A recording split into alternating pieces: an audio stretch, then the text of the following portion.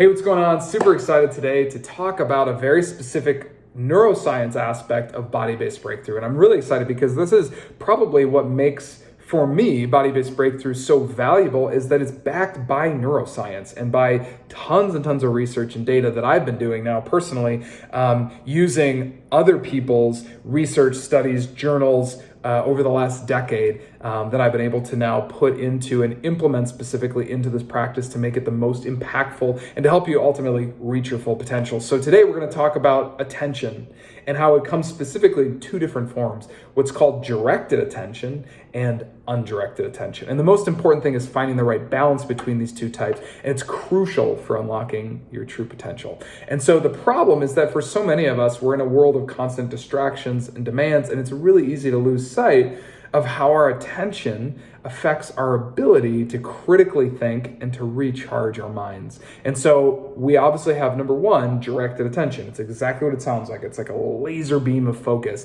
Just like as Tetris blocks that fit together, it helps us make logical decisions, solve problems systematically, right? This is perfect for tasks that require structure, critical thinking. That's going to include email. That's going to include Slack or Teams, if you use Microsoft. Being in a conversation with somebody, even listening to this video right now, you're in what's called directed attention.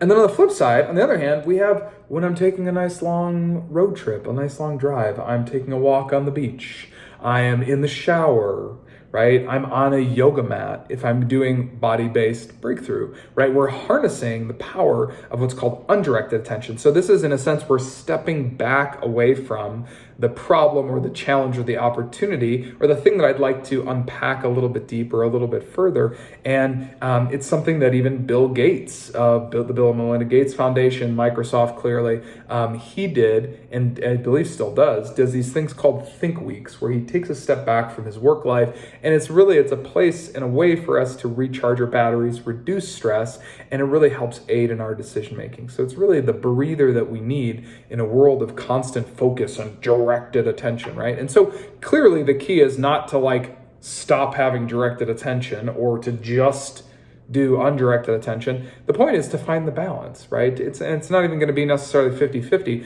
but I want to get a little bit deeper into finding a balance between more undirected attention in most cases. And the benefits are obviously numerous. Number one, we're going to obviously enhance our creativity because there's this interplay of directed and undirected attention that's going to fuel our creative thinking, our problem solving. We're going to reduce stress. Number two, obviously we're going to by embracing undirected attention, we provide ourselves a mental break. And it reduces our stress, it reduces our anxiety. And then we ultimately get improved decision making because we can get contribution from undirected and from directed attention to make better decisions from those two different perspectives. And then clearly, this framework, again, initially was found by William James in the 1800s, famous philosopher, psychologist, and thinker. And he really uncovered that there was these two different types, directed and undirected. There's so many other famous examples of this. Thomas Edison, Salvador Dali, so many famous creators, thinkers, inventors, mathematicians across time and space. There's a really phenomenal book called Rest that I love, and that he describes virtually 100 different examples of this. There's another book called Bored and Brilliant.